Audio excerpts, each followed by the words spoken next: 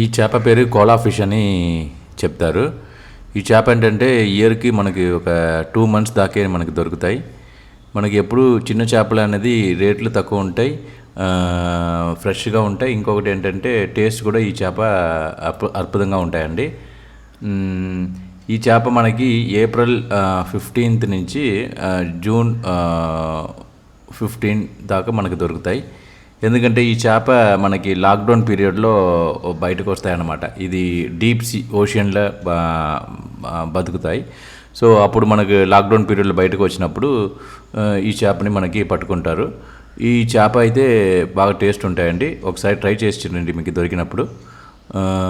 మనకి చేప ఫ్రెష్గా ఉంది అని తెలుసుకోవాలంటే ఫస్ట్ కళ్ళు చూసుకోవాలి. ఇంకొకటి మనం చెవి అలా ఓపెన్ చేసి చూసుకుంటే ఎర్రగా కనపడతాయి. ఇంకొకటి టచ్ చేస్తున్నా మనకి తెలిసిద్దండి. Thank you.